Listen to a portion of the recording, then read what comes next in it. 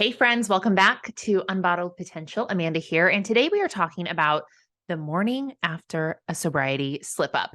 Now, last week I released an episode called How to Come Back from a Sobriety Slip Up, and I got so much amazing feedback and requests for follow-up and additional questions that I thought we would just go ahead and dive in. And one of the most frequently asked questions was, can you dive more into what to do the morning after a sobriety slip up? You know, that morning where you are full-fledged experiencing the anxiety, you are just really beating yourself up.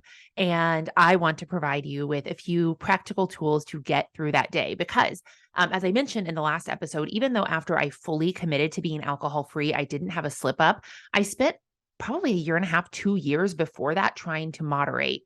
And so frequently during that time, moderation did not work for me. And I would go out with the intention of having just a few and end up having a few too many. And the next day, I had the exact same kind of repercussions and symptoms that most people have after a slip up.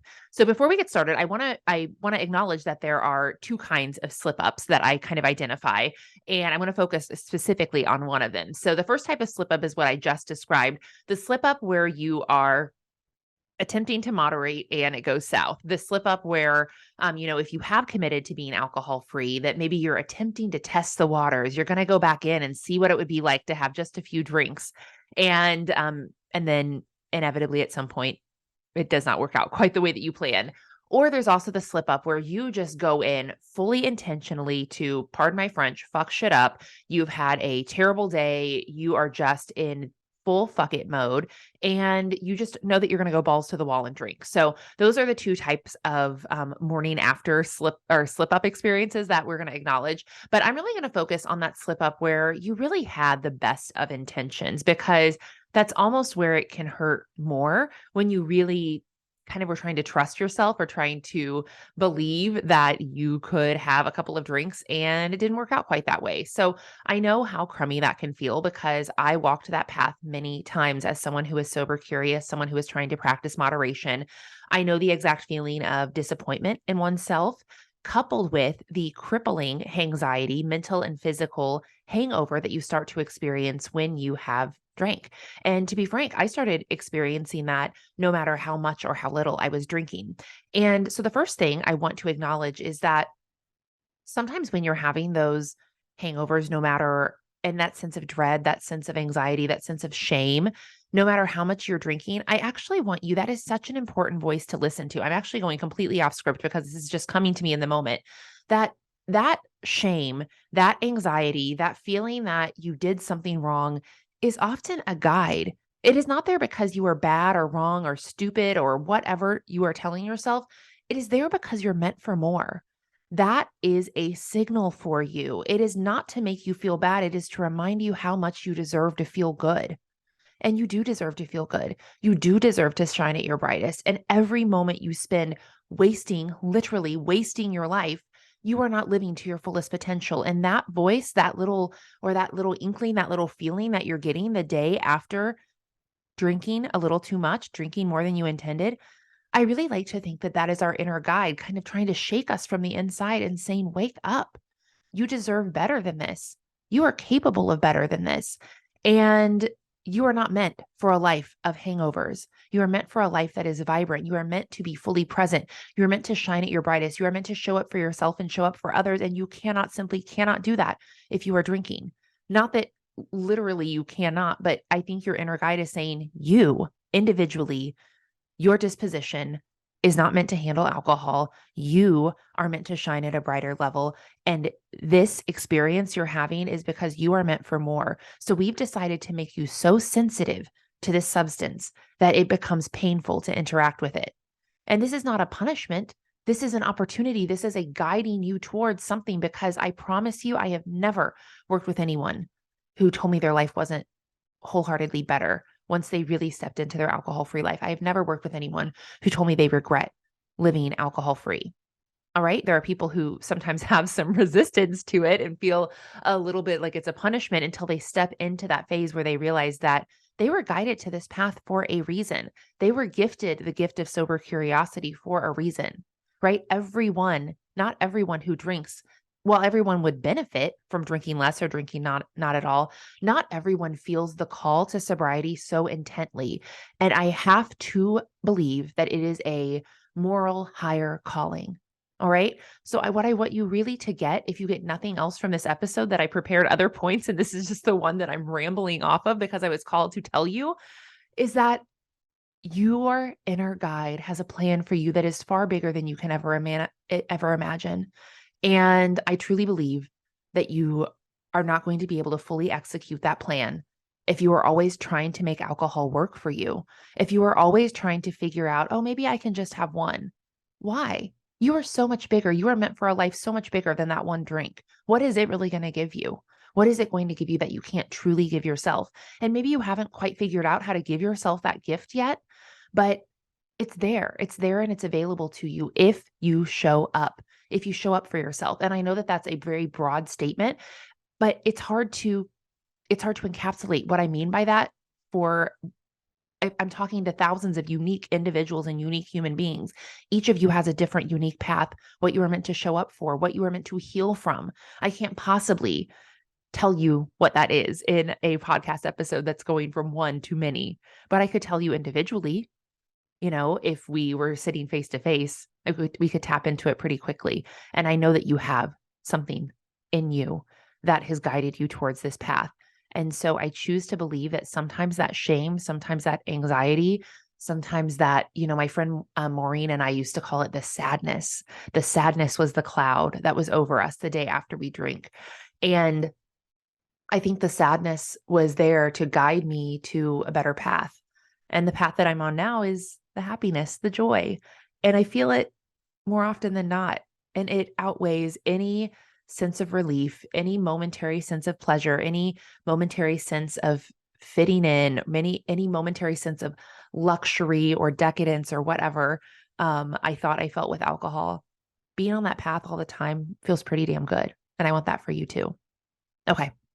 I hope that resonated with you. I hope that's what you needed to hear. So let's go back. Let's go back to the script, or the outline, whatever.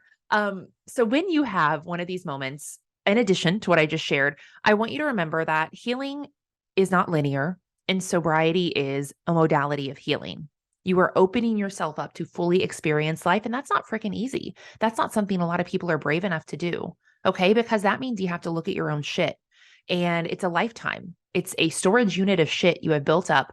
But as I mentioned I think I mentioned in an episode before, I actually just cleaned out my storage unit, and it will not take you as long to clean it out as it did to accumulate it. All right. I have 36 years worth of memories and shit in my storage unit, and also some really delightful things, but mostly a lot of stuff that just needed to go.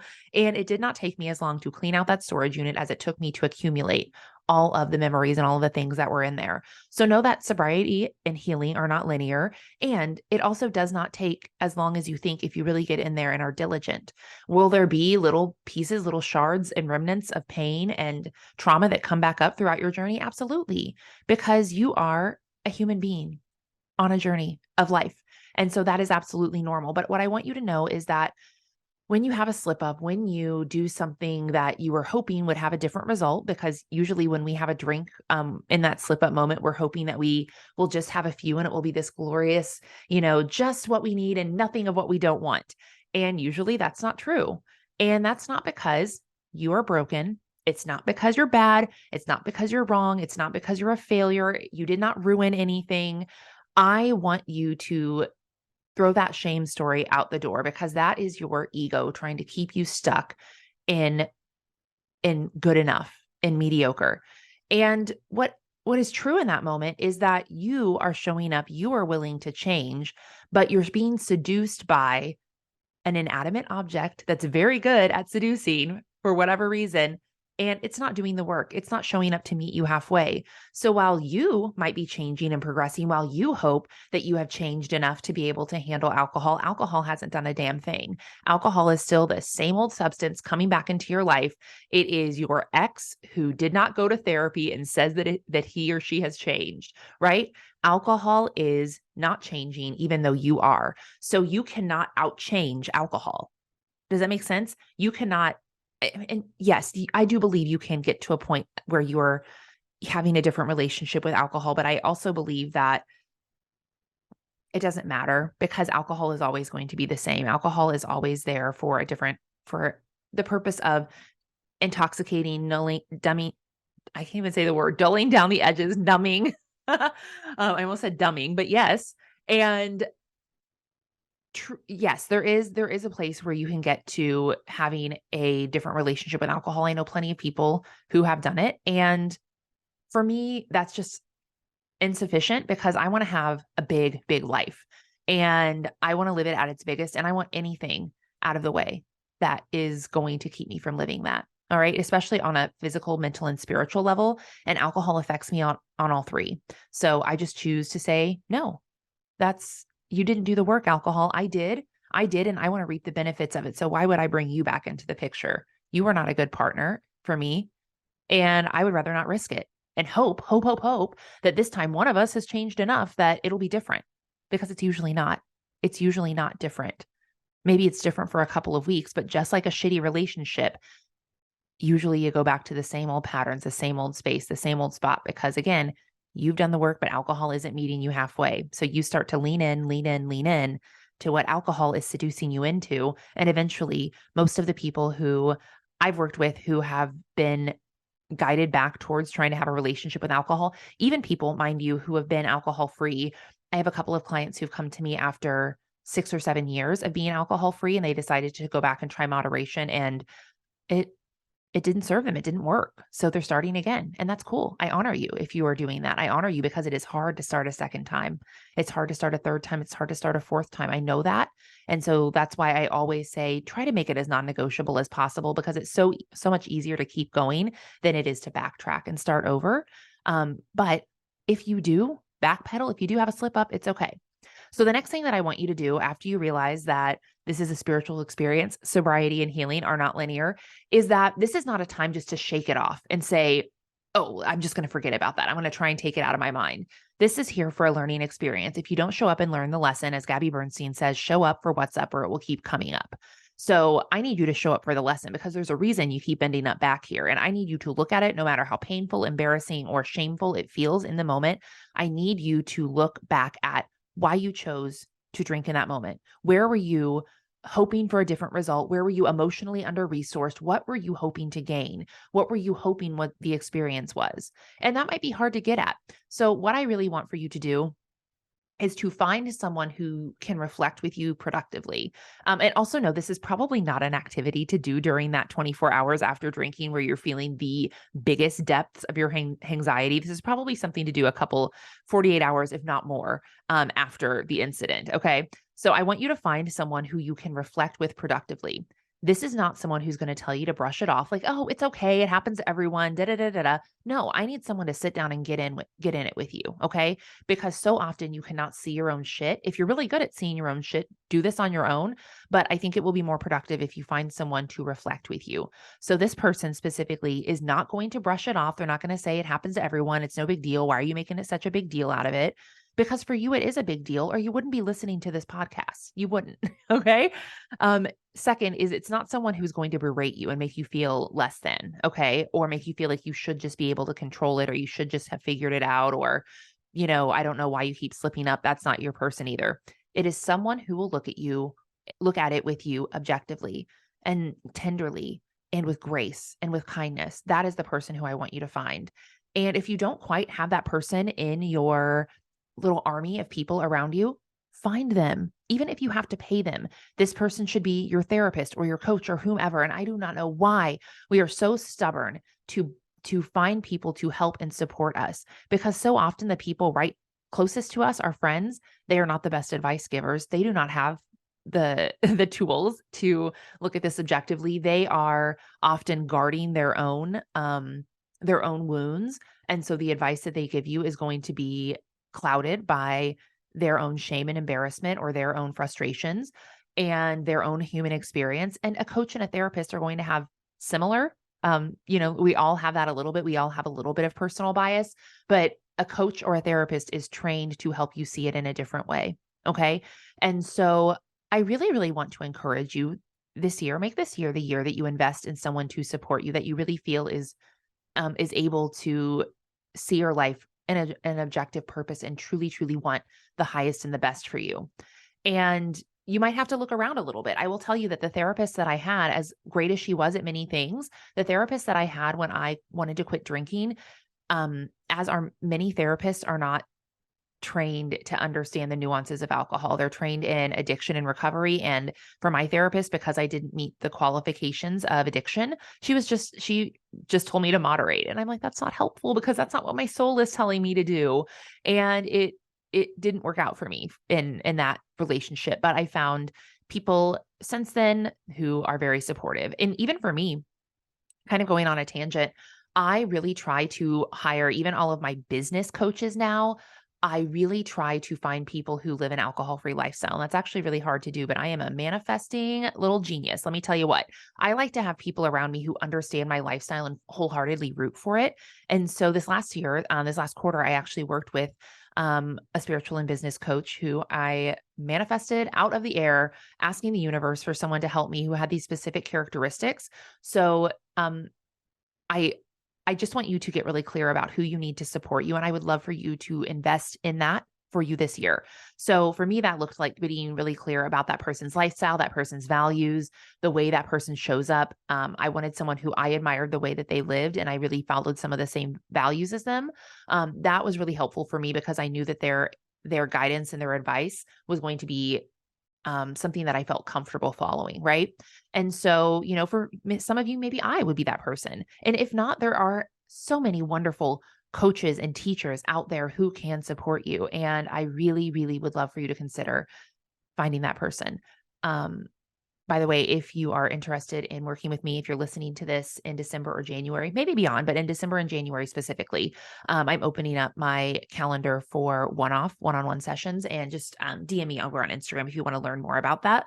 But it is a really awesome opportunity. I usually only do packages. So these one-off sessions are immersions. They're 75 minutes. So we can really have some time to get in there and work through some of this. So I would love to talk with you if this is something that you want to kind of hash out from an objective perspective. Okay. So you have the first few tips. The final one is to not do anything drastic. Okay. I actually want you to make sure that on those days when you're feeling downtrodden, you're feeling upset that you made this decision, I want you to stick to the basics. Okay. And so for me, the basics are hydrate and nourish. So I want you to get some good food and a ton of water into your system because your body's system is fighting off alcohol. It's uncalibrated. And to be honest, I don't think a lot of the hacks that people give you, like activated charcoal or whatever, are really going to help you get your body is in basically freak out mode when you're trying to process alcohol. So the best that you can do is just take as good a care of yourself as possible, knowing that your body just has to process that alcohol. Okay. If you want a more scientific approach to this, Andrew Huberman did a podcast recently on all the effects of alcohol, and he really goes through and kind of debunks things. I really recommend that as a resource. Okay. So hydrate and nourish, just treat your body nice, just rest. Do not try to overwork out. Your body is not meant to be overexerting when it's trying to fight off alcohol. So don't go out and try to run it off. You could maybe sweat a little bit, get in a sauna or do some gentle workout, but do not go for a balls to the wall workout thinking you're going to like punish your body or get it out of you. Do move a little bit, go on a walk. Don't just sit on the sofa. And movement is important to me because movement is usually coupled with sunshine. Sunshine is another thing that you need when you are trying to recuperate. And then once you have been gentle with yourself and you really just embrace the experience, you can't get out of it. You cannot get out of it as much as you want to. And I know how painful it is because I was there so many times and I wanted to escape the feeling. I wanted to so badly. And you just have to kind of let it run its course. And once you're in a place where you feel solid, where you're not feeling like you're beating yourself up, I want you to reflect. I want you to reflect on the experience, and I want you to work to learn the lesson. What was this here to teach me? What was I trying to achieve here? And did it work? The answer is probably no. So I hope these tips, hand hips, have been helpful for you. I am so honoring you if you have been in this space. And I remember every single hangover that I had in the year 2016 when I was trying to moderate, when I was really trying my best to prove to myself that I could have this moderate relationship with alcohol, and each and every one of them was brutal. It was brutal. And so I just honor you for being in this experience. I know what you felt like. I know how much of an opportunity it can be. So I am rooting for you. I hope this was helpful, and I will catch you next week.